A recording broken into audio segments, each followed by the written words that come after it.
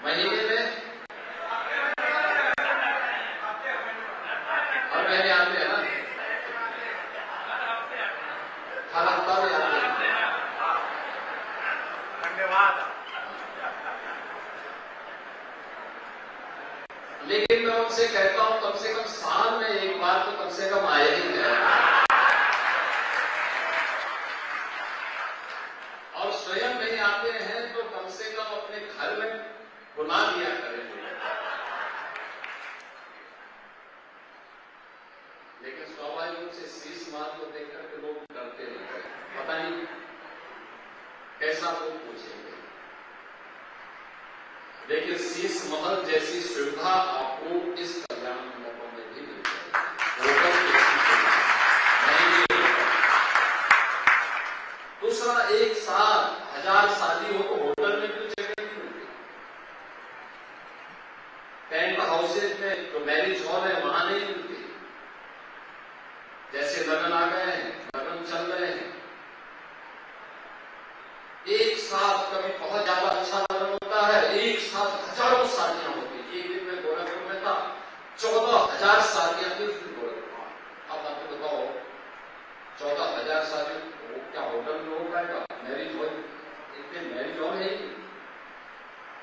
एक कल्याण मंडपम उस समय कल्याण करने का काम करेगा, और इसीलिए हम लोगों ने प्रयास किया कि गोरखपुर के अंदर हर एक जगह इस प्रकार के कार्यक्रम हो। और इसके लिए आज यहाँ पे ये जंगल तुलसीराम बिछिया में 2.5 करोड़ की लागत से अच्छा कल्याण मंडपम मिल गया है।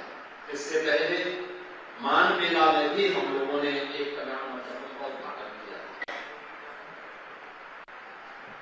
5 से 6 कल्याण मंडपम हम शहर में बना चुके हैं, और 5 नए बनने जा रहे हैं सिटी के अंदर, और अलग अलग जगहों पर बना रहे हैं।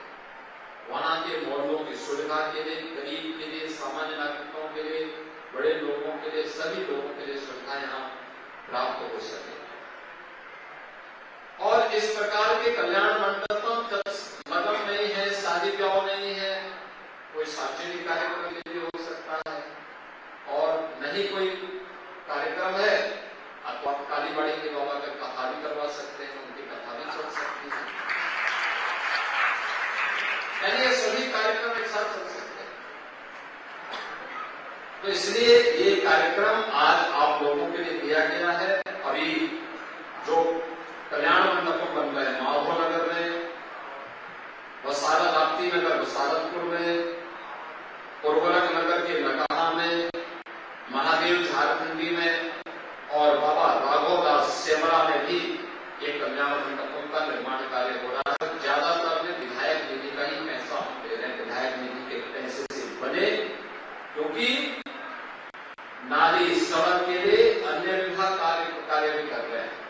नगर निगम भी काम कर रहा है, विकास प्राधिकरण भी काम कर रहा है, पार्षद की भी निधि है, महापौर जी की भी निधि है, विधायक निधि भी है, सांसद निधि भी है। लेकिन मैं सांसद जी को इसीलिए बुलाया हूं कि एक आध जगह सांसद जी भी इस प्रकार के कल्याण मंडपों बनवा दें, जिससे सब कुछ लोगों का कल्याण हो जाएगा, गरीब का कल्याण हो जाएगा, रोजगार भी सृजन होगा। जो लोग इस प्रकार की व्यवस्था को देखेंगे उससे और अच्छा काम उनको भी होगा, लोगों को सुविधा भी हो जाएगी। एक कार्य अब विकास कैसे होता है, अब गोरखपुर का मॉडल बन चुका है। विकास कैसे होना चाहिए, उत्तर प्रदेश आज उस दिशा में प्रधानमंत्री मोदी जी के मार्गदर्शन में तेजी के साथ आगे बढ़ा है। आज गोरखपुर में सब कुछ, उत्तर प्रदेश में भी सब कुछ, और बिछिया क्या स्थितियां थी पहले। अब तो आप सुरंग से कभी इधर आए होंगे, देखा होगा ना सड़क कैसे बननी चाहिए, ऐसी सड़क बनेगी, हर सड़क ऐसी होगी, कभी जाम लगेगा ही नहीं, कभी भी जाम लगेगा नहीं।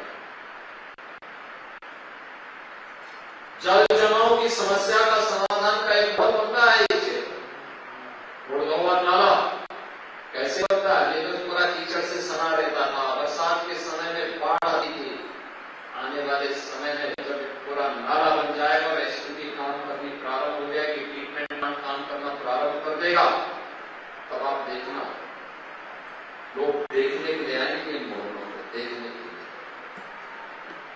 ये विकास का मॉडल है। अच्छी सड़कें,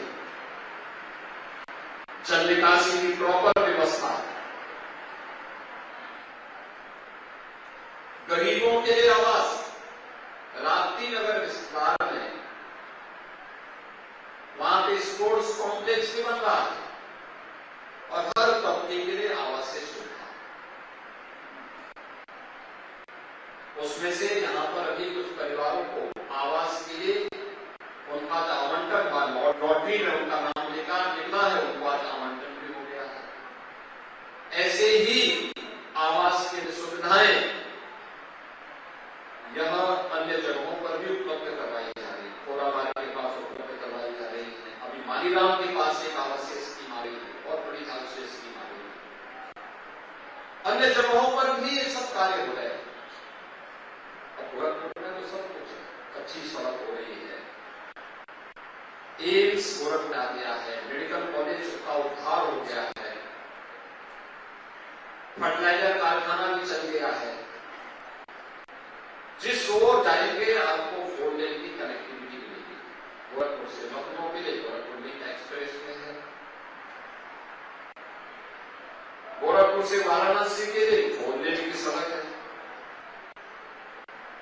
गोरखपुर से नेपाल के लिए 4 लेन की सड़क है, गोरखपुर से देवरिया के लिए 4 लेन की सड़क है, गोरखपुर से कुशीनगर के लिए 4 लेन की सड़क है और बाईपास भी बन रहे हैं। जाम नहीं होना चाहिए, ये जाम से जड़ता आती है और इसलिए जाम से मुक्त अपने सिटी को बनाना है। इसके लिए गोरखपुर वासी सहयोग कर रहे हैं, लगातार अपना योगदान देते हैं, तब जाकर के ये परिणाम सामने आता है। अब गोरखपुर में उद्योग भी लग रहे हैं, इसलिए सफाई पे ध्यान देने की आवश्यकता है। अभी प्रधानमंत्री जी जो बात कर रहे थे कि पिछली सरकारें बेईमानी करती थी, इसलिए बीमारियां आती थी। हम लोगों ने बेईमानी को रोका है और बीमारी को पूरी तरह समाप्त कर दिया है।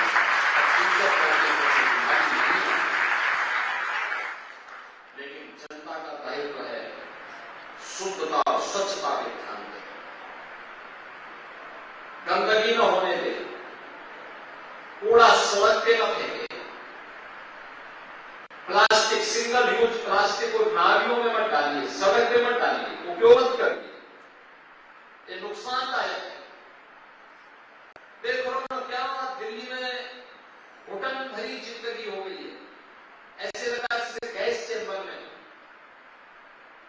एयर क्वालिटी इंडेक्स को 400 से ऊपर दम घुटता है, आंखों में एक जलन होती है, श्वास लेने में दिक्कत होती है। डॉक्टर को बुजुर्गों के लिए, बीमारों के लिए, बच्चों के लिए कहना पड़ता है कि आप घर से बाहर मत निकलिए। इतनी खराब स्थिति है। आप गोरखपुर में कितना शानदार माहौल, कहीं कोई दिक्कत नहीं, कहीं कोई एकदम फोटो माहौल नहीं, जहां मर्जी घूमते रहिए।